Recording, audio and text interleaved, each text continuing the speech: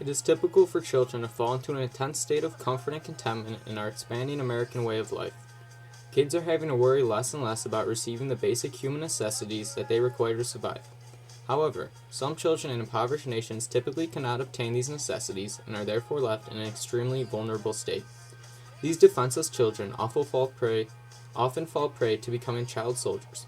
Barbaric military leaders often invade susceptible villages and kidnap the kids and brutally murder the parents.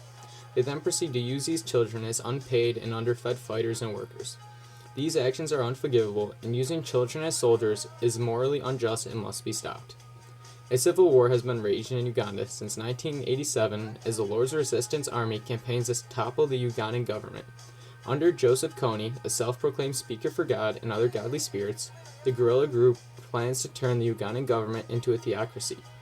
What makes this war unique, however, is not that it is one of Africa's longest-lasting wars, but that the war has included extreme abuses of humans. This includes rape, massacres, torture, abductions, and child soldiers. 90% of the Lord's Resistance Army is composed of minors. They are commanded to kill for a cause they do not believe in, and those who attempt to escape are killed. These children live in fear and experience extreme hunger and psychological trauma. 30,000 kids have been abducted since the start of the war, and 10,000 have been kidnapped in the past 18 months alone. It is estimated that 30% of the child soldiers are malnourished and are in need of help, and most of the fighters do not have families to go back to. The Lord's Resistance Army frequently murders the families of the child soldiers in order to eliminate any chance of hope or escape for the children. The mothers and fathers do not survive, lie in constant fear for their lives, and live under the hand of the oppressive rebellion movement. The children are often given drugs to handle the struggles of war and turn into brutal fighters who will kill to survive. In other cases, they are used as human shields or to clear landmines.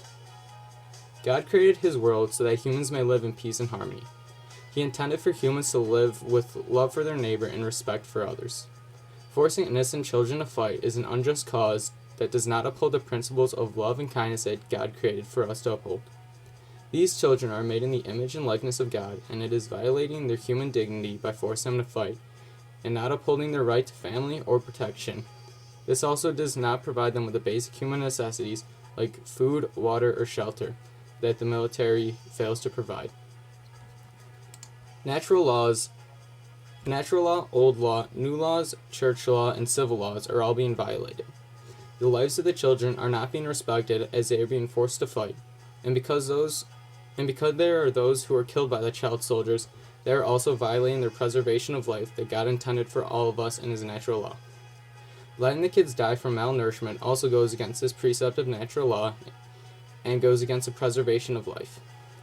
The raging militants in Uganda are killing both the government by using child soldiers in common and the kids themselves. This goes against the fifth commandment of thou shalt not kill, in regards to the commandments of old law that Moses had received in Exodus. New law is also being violated. Mark verse 9, lines 36 through 37 state, He took a little child whom He placed among them.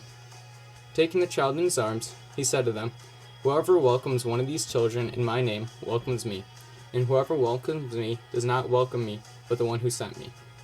The Lord's Resistance Army is failing to uphold the welcoming nature that is intended for a human life. Jesus taught that the peacemakers would be called children of God, and by having children fight and kill for the sake of others completely goes against this teaching. The act of using child soldiers also disobeys the church law that human life is sacred, stated in the Catechism of the Catholic Church, line 2258. This act also violates civil law and is violating the international human rights law that sets 18 as the minimum age for direct participation in hostilities and for compulsory recruitment by state armed forces. This act is sinful because it is disregarding the rights of children and is forcing them to kill for the wrongful sake of others.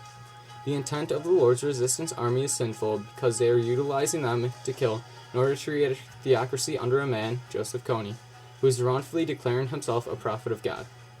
The circumstance is that thousands of families are dying in order to recruit the children. The children are dying, and the people that the children are forced to kill are dying. This goes against the fifth commandment. This act of using child soldiers is a mortal sin because the men doing it are deliberately doing it and know that it is an immoral action. It is an object of grave matter and is not justified in any way. This act goes against God's direct law of the Ten Commandments and is bringing the men further from God. It is a sinful act of commission because these men are directly bringing themselves farther from God with their unjust actions. Jesus had taught us to act peacefully in the Beatitudes, and that through peace we will be called children of God. The Magisterium stated in line 2258 of the Catechism of the Catholic Church that human life is sacred.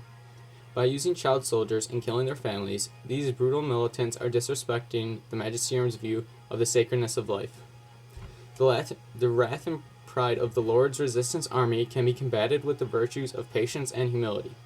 The nature of these men are filled with anger and disdain. They believe themselves to be better than the average man, and they can just take the dignity of the rights of children away from them.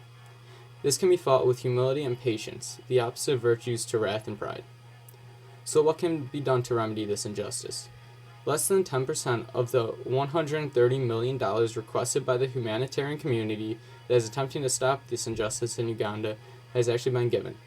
In order to stop this problem peacefully, it is necessary for the world to unify so that we may donate the rest of the money needed for this group to attempt to halt the use of child soldiers. It is also important that we elect local and national politicians that are willing to donate to the cause. Together as a nation and a planet, we can end the use of child soldiers in Uganda and hopefully the world.